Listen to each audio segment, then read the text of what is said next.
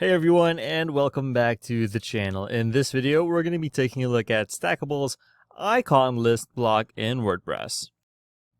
Okay, this is a mini-series on taking a look at Stackable's blocks one by one.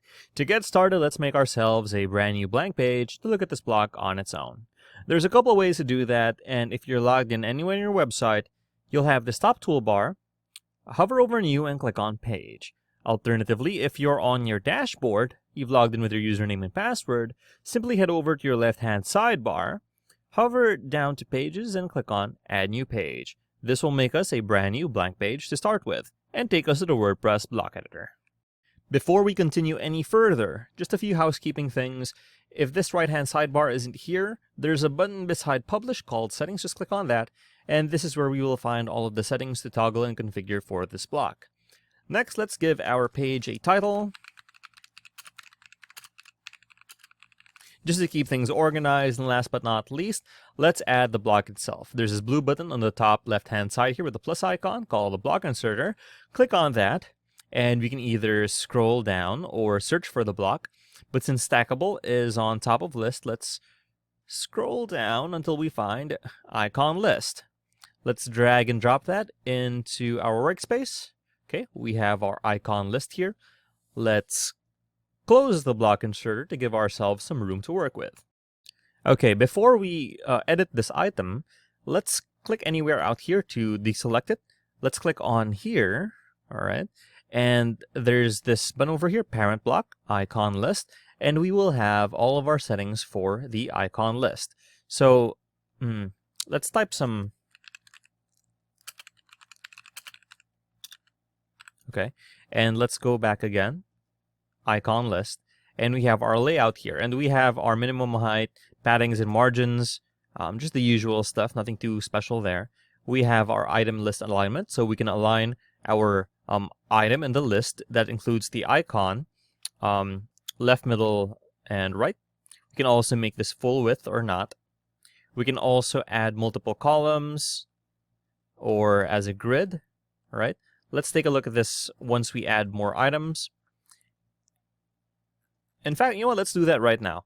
In order to add more items, there isn't any special button over here, so we'll just have to click on duplicate. Okay, 4, 5. I think that's a good enough amount.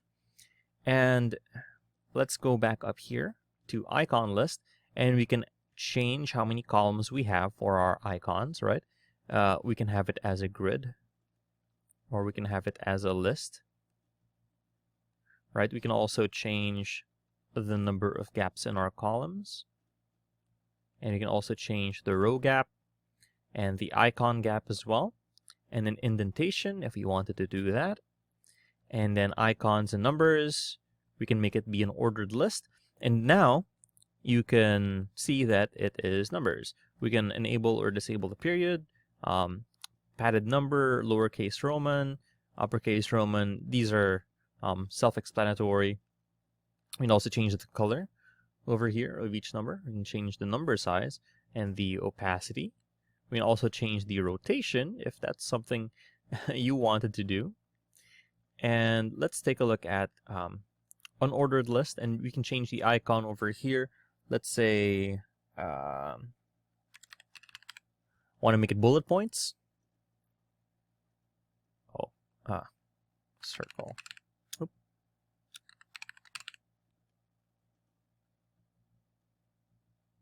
Let's go ahead and use this one. Okay, if you wanted this, and we can have it be a bulleted list. If you wanted it to be that way, right? We can also change the offset, and let's go with these bullet points for this video, and let's keep this on regular. We can add a border to these list items, and let's make them display on one single column. And for the typography, we can change our font over here if we wanted to. We can also change our text color. We can add a background, which it can be an image or It can be an image or a video as well. We can also add a border radius to make our list like this. And then our advanced settings over here are just the usual ones. General, position, custom attributes such as HTML. Our responsive settings, you'll find them here to hide it in desktop, tablet, and or mobile. And HTML anchor and additional CSS classes. Now, these are the settings for the icon list, so that's in general. What if we clicked on here? Single icon list item. And if I clicked on here, let's make these stand out a bit. I'll type 2 and then 3 just so you can see that if we click on each one of these listed items, it changes here, right? And let's go ahead and customize one to be different from the others. So we can change the font, right, for this particular one. Let's just choose a random one. Okay, we can make it this, and let's make the font color black. We can add a shadow and or outline on that, and then our other settings over here. So unfortunately, well, if you wanted to change the icon, phone, you'd have to click on the icon over here and change them one by one. There isn't an option for changing your icon from the icon list settings. And if we went ahead and changed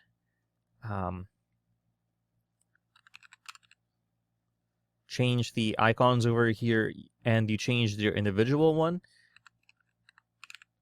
you would end up losing the icon you had chosen earlier. Okay, so let's go ahead and customize this up a bit more. Let's say we didn't want to make a checklist, we wanted to make contact, house, probably this one, mail, right? So this could be your 555-777-222, right? And then and this one would be, oops,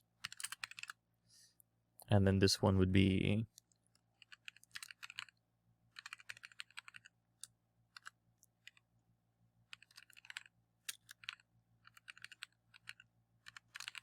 right, and so on and so forth. So we have our custom icons over here and our list here. Let's make the icon size a bit bigger. Okay, I'm happy with that. Let's go ahead and save our work by clicking on Publish, and let's view our work on the live site. Okay, with that saved, let's go ahead and click on View Page. And here is our stackable icon list in WordPress. So if you found this video helpful, please leave a like, comment, and subscribe to the channel, as it really helps us out with the YouTube algorithm. Show this kind of video to other nerds like us. Thanks for watching, and we'll see you on the next one.